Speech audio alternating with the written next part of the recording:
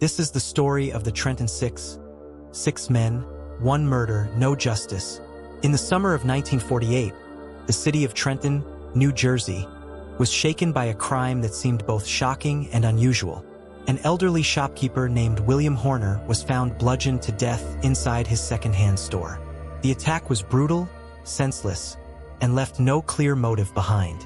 Nothing had been stolen, and Horner, by most accounts, was a quiet man who kept to himself.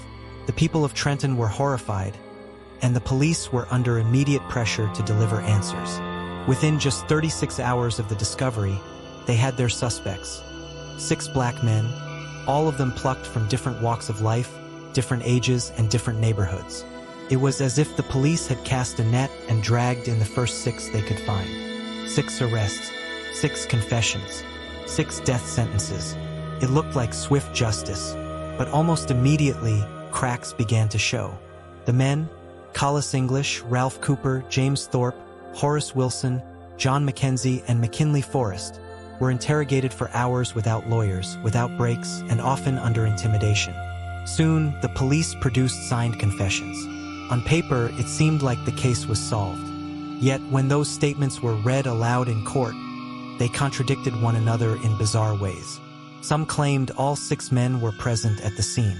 Others placed themselves miles away.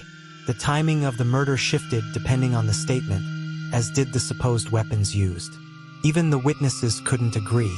One described light-skinned attackers. Another insisted they were dark-skinned. Some said there were 2 perpetrators. Others swore there were 4. Nothing matched.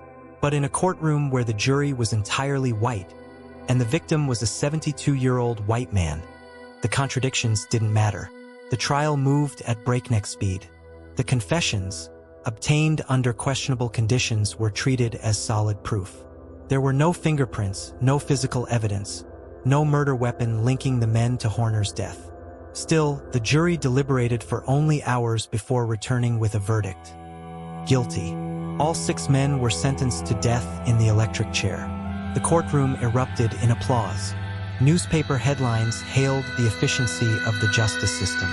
To the public, it seemed like a victory for law and order. But outside of Trenton, questions began to grow. Civil rights organizations saw the case for what it was: a gross miscarriage of justice. The NAACP and the Civil Rights Congress rallied to the defense of the 6 men. International media outlets seized on the story, particularly because of the political climate. America, in the wake of World War II, was positioning itself as the defender of democracy and freedom. Yet here was a glaring contradiction. 6 black men sentenced to die after a sham trial, with no real evidence to prove their guilt. Newspapers in Europe compared it to fascist show trials. The Soviet Union used it as propaganda, pointing to America's hypocrisy. Suddenly, the Trenton Six were no longer just local suspects, they were symbols in a global conversation about justice, race, and freedom. Under mounting pressure, appeals were filed, and in 1951, the New Jersey Supreme Court overturned the original convictions. It was a stunning twist, proof that the system had been forced to admit its mistakes. But this was no clean victory. The men were not freed. Instead, they were dragged back into court for retrials. Once again, prosecutors tried to piece together a case from the rubble of broken confessions and shaky witness statements.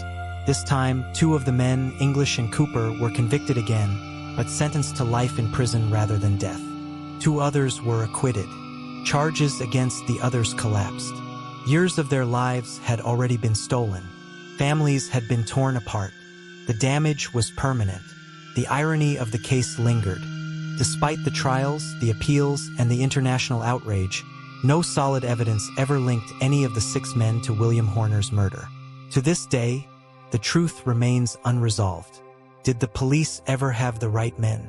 Or did the true killer slip away, unnoticed, while 6 innocent men bore the weight of his crime? The Trenton Six case became a dark mirror, reflecting America's racial inequities back at itself. For the men involved, there was no real justice. Their names were never fully cleared. Their youth was lost behind bars. Yet their struggle was not entirely in vain. Their case became a rallying cry, exposing the dangers of coerced confessions, rushed trials, and all-white juries.